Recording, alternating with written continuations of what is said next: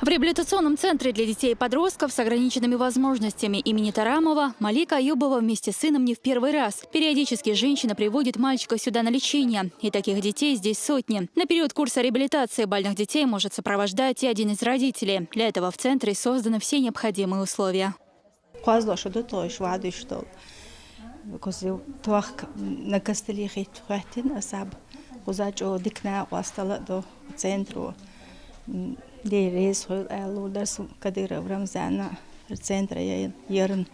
Сегодня это не единственное такое учреждение в республике. В регионе созданы все условия для того, чтобы молодое поколение имело возможности для здоровья и будущего. Положительную оценку республики как региону, где созданы самые благоприятные и показательные условия, дал уполномоченный при президенте России по правам ребенка Павел Астахов. По результатам проведенного исследования Чеченская республика вошла в десятку самых благоприятных для жизни детей регионов.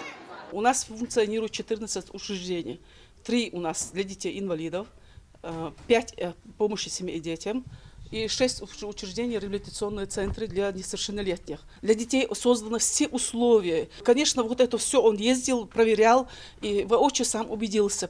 Так, по линии Республиканского министерства труда в регионе развернута и реализуется целая сеть социальных программ. В первую очередь они направлены на поддержку самых незащищенных слоев общества. Это дети-сироты, полусироты и дети из малоимущих и малообеспеченных семей. Ежегодно по линии профильного ведомства различные виды помощи получают более 9 тысяч таких семей. К примеру, в Республиканском реабилитационном центре социальной помощи детям оказывают комплексную реабилитацию. Центр принимает детей с различными патологиями. Это ДЦП с синдромом Дауна, с нарушением опорно-двигательной системы. Весь курс рассчитан на 21 день. За это время они получают как медицинскую, так и психолого-педагогическую помощь специалистов.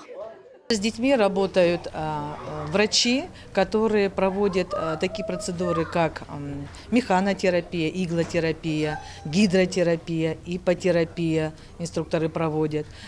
Также делают детям массаж необходимый, как логопедический, так и общий. За время работы помощь центра получили уже более 7 тысяч детей. Социальную и психолого-педагогическую помощь оказывают и в Грозненском центре социальной помощи семье и детям. С 9 утра и до 6 вечера дети из многодетных семей, сироты и полусироты, находятся под наблюдением воспитателей. Здесь они проходят не только 6-месячный курс реабилитации. На базе центра для них организованы учебные занятия по подготовке к школе, а также кружковая работа. Давайте вспомним, сколько у нас в году всего времен года. Кто мне ответит? Зима, весна, лето, осень. Уже неоспоримым фактом стало то, что руководство региона сегодня особое внимание уделяет заботе о подрастающем поколении и в первую очередь к самым маленьким его жителям. Ежегодно в регионе растет и количество школьников и воспитанников дошкольных учреждений. Соответственно, увеличивается и количество детских садов. Благодаря первому президенту Чечни Ахмату Хаджи Кадырову за короткое время в начале 2000-х годов было восстановлено 74 детских учреждения. Сегодня эта цифра приблизилась к 300. В детских садах обучается около 57 тысяч малышей. Если сад «Малыш», как и все остальные государственные дошкольные учреждения, делает упор не только на подготовку ребенка к школе, но и общее развитие мировоззрения малыша. Здесь разработана целая программа игровой, опытной, экспериментальной, творческой и проектной деятельности.